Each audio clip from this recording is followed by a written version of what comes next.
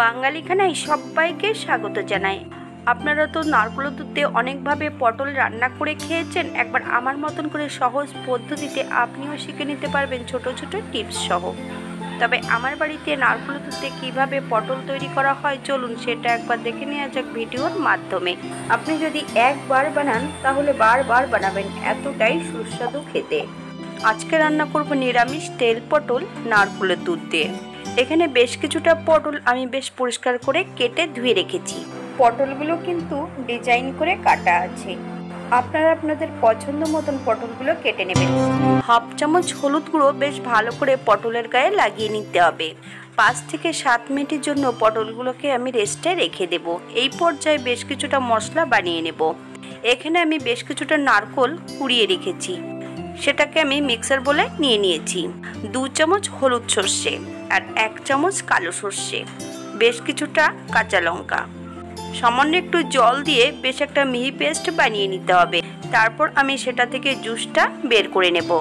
Design করে পটল কাটা আমার চ্যানেলে দেওয়া আছে, আপনারা একবার দেখে নেবেন ভিডিওর শেষে। এই পর্যায়ে একটা কড়াইতে বেশ কিছুটা সাদা তেল অ্যাড করব। তেল গরম হওয়া পর্যন্ত অপেক্ষা করতে হবে। এই পর্যায়ে সম্পূর্ণ পটলগুলো অ্যাড করতে হবে। 7 থেকে 8 মিনিট পটলগুলো উল্টিয়ে পাল্টিয়ে মিডিয়াম আঁচে ভেজে নিতে হবে। তবে আপনারা আপনাদের পছন্দ মতন পটলগুলো ভেজে নিতে পারেন। যারা ফলো দিচ্ছেন আর যাদের ফলোর প্রয়োজন আছে তারা অবশ্যই কমেন্ট বক্সে জানিয়ে যাবেন। তাদের খোঁজে আমি তাদের পাশে অবশ্যই দাঁড়াবো। আপনাদের কাছে যদি ভিডিওটি ভালো লেগে থাকে তাহলে চ্যানেলটি সাবস্ক্রাইব করে দেবেন। পাশে থাকা বেলটি কিন্তু বাজিয়ে দেবেন, নইলে নিত্য নতুন রান্নার নোটিফিকেশন পাবেন না।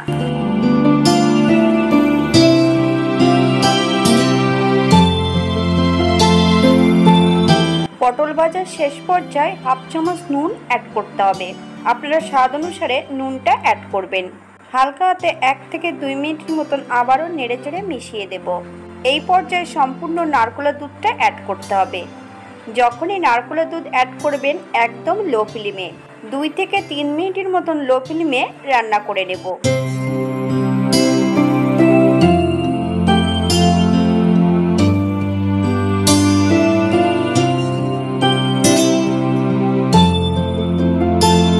তারপর আমি মিডিয়াম আঁচে রান্নাটা করব। তবে পটলে আমি এই পর্যায়ে ঢাকা দেব না।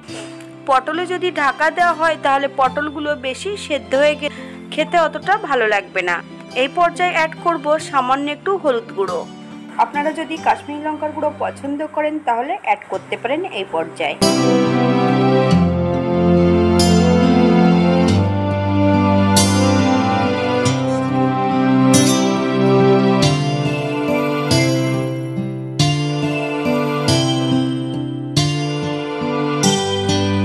এই পর্যায়ে অ্যাড করব হাফ চামচ চিনি।